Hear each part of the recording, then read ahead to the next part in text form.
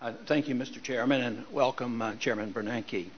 I am very pleased to be here today as the ranking member, and in the midst of the great optimism of monetary policy and how the economy is doing, I still have some concerns. And of course, one of my long-term goals has always been to emphasize maintaining the integrity of the monetary unit rather than looking superficially at some of our statistics.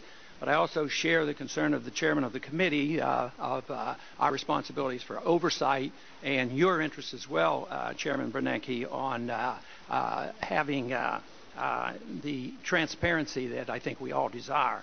Transparency in monetary policy is a goal we should all support. I've often wondered why Congress has so willingly given up this prerogative over monetary policy.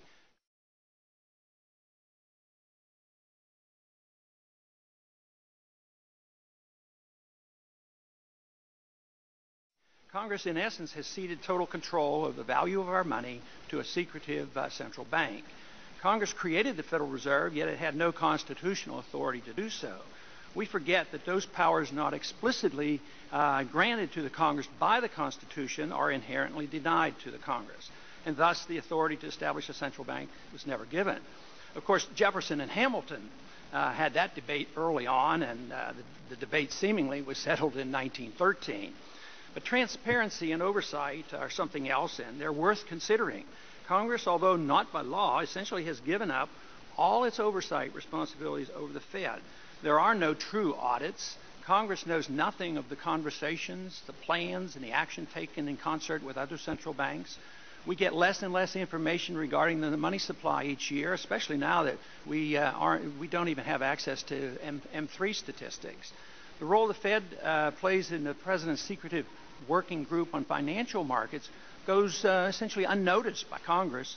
The Federal Reserve shows no willingness to inform Congress voluntarily about how often the working group meets, what action it takes that affects the financial markets, or why it takes these actions. But all these actions directed by the Federal Reserve alter the purchasing power of our money. And that purchasing power is always reduced. The dollar today is worth only 4 cents compared to the dollar that the Federal Reserve started with in 1913. This has significant consequences on our economy and our political stability. All paper currencies are vulnerable to collapse, and history is replete with examples of great suffering caused by these collapses, especially to the nation's poor and the middle class. This can lead to political turmoil as well.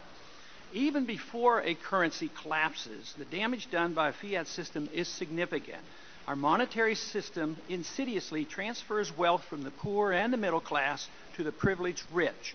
Wages never keep up with profits on Wall Street and the banks, thus sowing the seeds of class and discontent. When economic trouble hits, free markets and free trade are often blamed, while the harmful effects of a fiat monetary system are ignored. We deceive ourselves that all is well with the economy and ignore the fundamental flaws that are a source of growing discontent among the various groups. Few understand that our consumption and apparent wealth is dependent on a current account deficit running at approximately $800 billion a year. This deficit shows that much of our prosperity is based on borrowing rather than a true increase in production. Statistics show year after year that our productive manufacturing jobs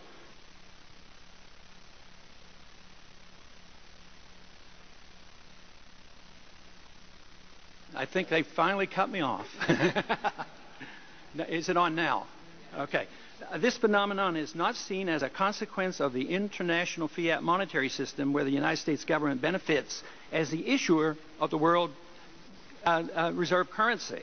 Government officials consistently claim that inflation is in check at barely 2%, but middle-class Americans know that their purchasing power, especially when it comes to housing, energy, and medical care and school tuition, is shrinking much faster than at 2% per year. Even if prices are held in check, in spite of our monetary inflation, concentrating on the CPI statistics distracts from the real issue.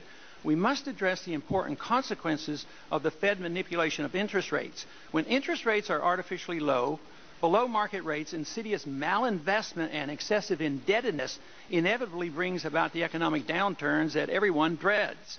We look at GDP figures and reassure ourselves that all is well, yet a growing number of Americans still do not enjoy the high standard of living that monetary inflation brings to the privileged few.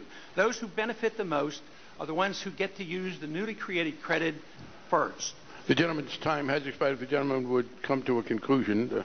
Okay, I will yield back.